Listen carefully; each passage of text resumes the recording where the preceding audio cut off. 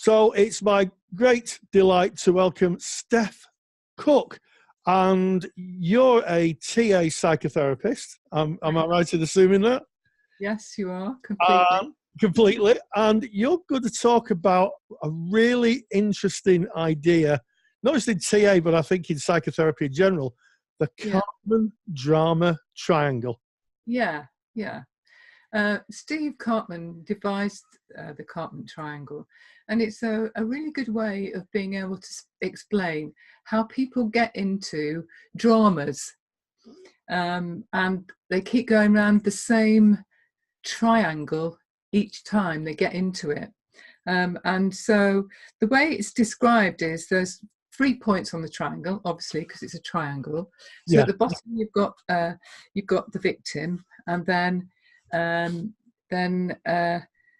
you've got the persecutor and the rescuer on the other 2 points of the triangle. So the premise is, or the way it works is, we keep visiting each corner, but we tend to have a favourite one. Right, okay. And when you're in that corner, what you're discounting of yourself is that you can't get out of it, and you're discounting the other person that you're having this conflict with. You're discounting them at the same time. So in the persecutor corner, you might be aggressive or angry or judgmental. And in the rescuer corner, you might be over-helpful or self-sacrificing, or you just need to be needed. Yeah, you can't do it without me is a favourite saying of someone who's a rescuer. And the victim is usually the person who feels downtrodden, helpless, or complains of their needs not getting unmet. And the thing about the triangle is you can get stuck on it. So somebody in the rescuer position can help a victim stay stuck in it, the same as a persecutor can help the victim stay stuck in that position. So would it be fair to say that if someone takes one of the chairs, if you think of them as 3 chairs in the room, persecutor and rescuer, and someone decides to sit in a chair and enact those behaviours, would it be not too far out of things for them to invite other people to sit in the other chairs? Yeah, you can. If someone gets hooked, you set up that fishing rod, send it out, reel somebody in, you can hook them. But each one of the drama triangle roles entails a discount. Right. So both persecutor and rescuer discount others. Yes. Yeah. And the persecutor discounts the other's value and dignity.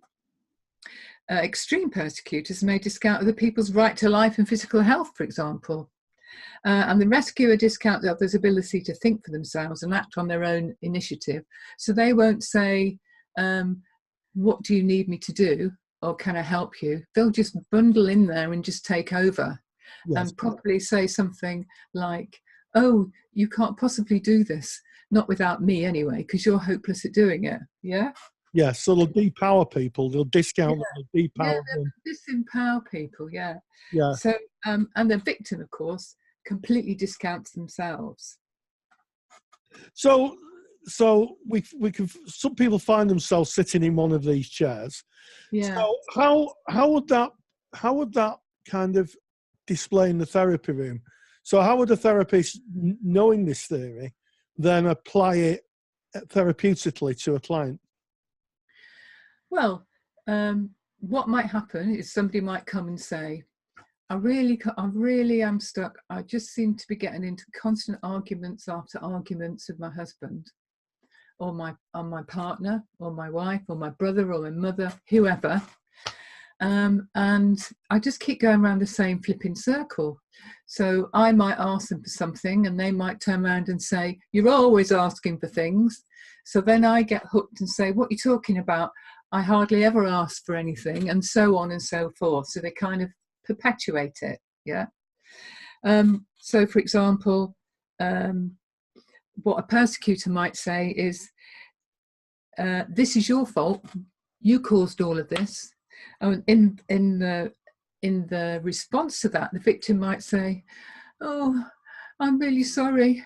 Well, it wasn't my fault. Yeah. Yes. Yes. Yeah. And Or well acted out the kind of intonation that might happen, the persecutor voice and the yeah. victim voice. Yes. Yeah. So to stop the drama, a good way of stopping the drama is to change how you are. Yeah. Yeah. Change how you respond.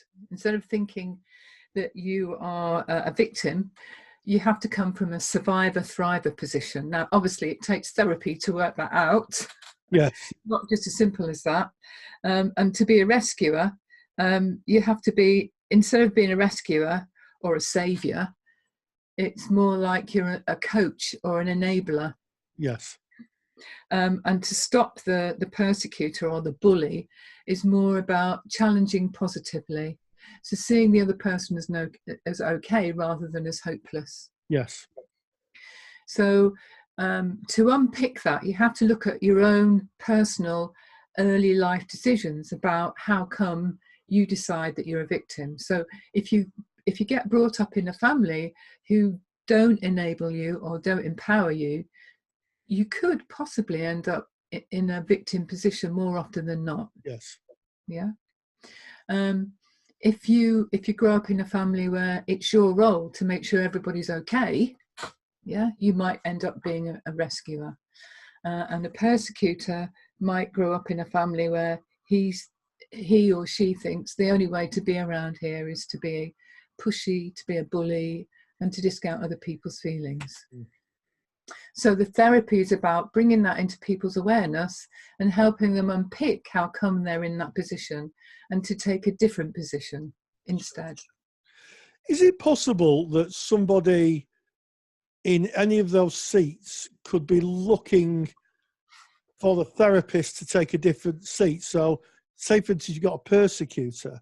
Is it possible that the persecutor could try to bully the therapist, for want of a better? Yeah, you could go. I mean, you've probably done this workshop with Bob. You could go into Countertransference with your client because they might hook your own position. Yes. So, you know, they could very well make you feel disabled or feel bad about yourself from a comment that they've made because you projected onto them something from your history. So yeah, that could happen. So you have to kind of have to think about, you know, sometimes somebody might say something and take your time to answer back because you might think, I wonder why I'm responding in that way. Is this a here and now thing, or is this a then and there thing that belongs to me? That's a really interesting point, isn't it?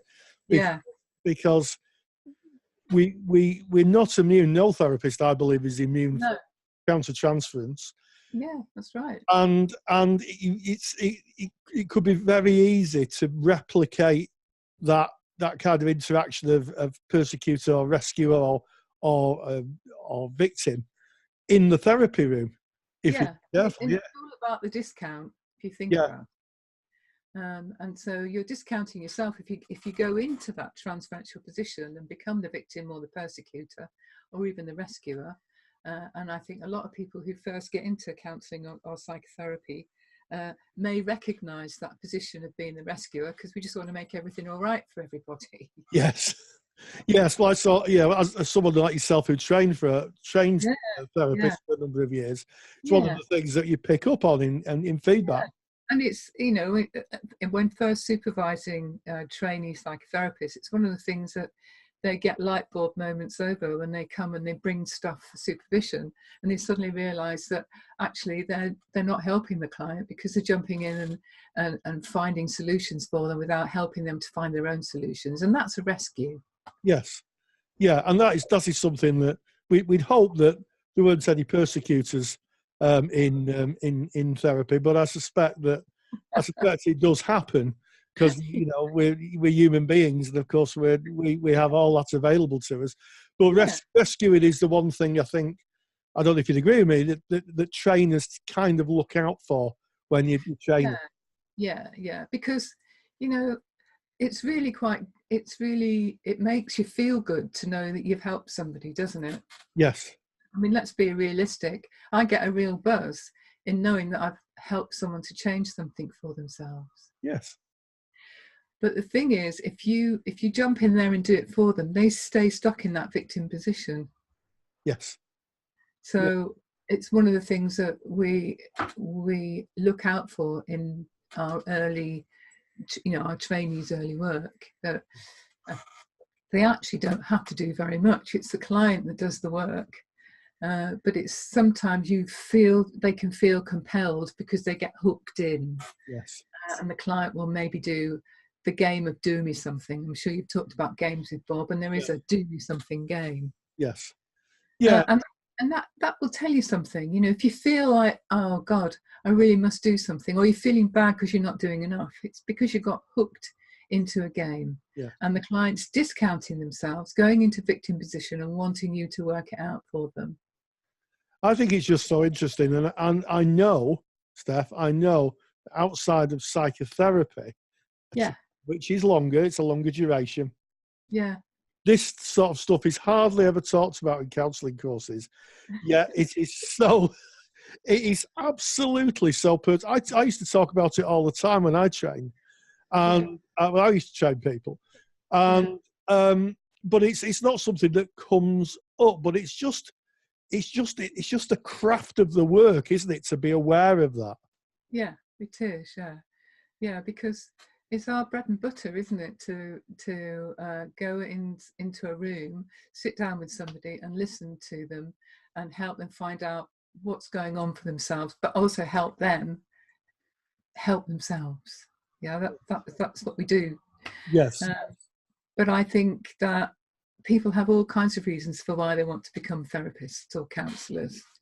And I know for a fact that before I became a counsellor, I was a social worker, and I wanted to save the world. Yes. I did a lot of rescuing along the way. Yes. But obviously, that's only a short-term solution, and it doesn't help people. It disables them. Of course, yeah. It's the old kind of thing about if you fish for someone, they eat for one day. If you teach them to fish, they'll eat all the time. Yeah, that's a good saying. I like that. Yeah. I'll keep that in mind. Well, it's not mine, but you're welcome. So Karpman drama triangle. I think it's one of those pieces of theory that it just plays out so often in doesn't matter if it's therapy, any human interaction. Not in the therapy, but I see it played out in social situations or business situations. And it's really good. And I think the key thing here is, Steph, is for therapists to have good supervision and therapy. Yeah, absolutely. Yeah. That is the key, that you sort your stuff out, because it doesn't belong in the therapy environment. Although it can be useful sometimes. Yes. It reminds you of something that you've experienced, which can be helpful in the therapy room, because then you'll know the clients, you've got one foot in their reality then. Yes. But as long as you're mindful that actually it's their reality and not yours, it's their then and their stuff, not yours. That's important. Well, I think on those wise words, Steph, that will definitely give us food for thought. So the Karpman drama triangle.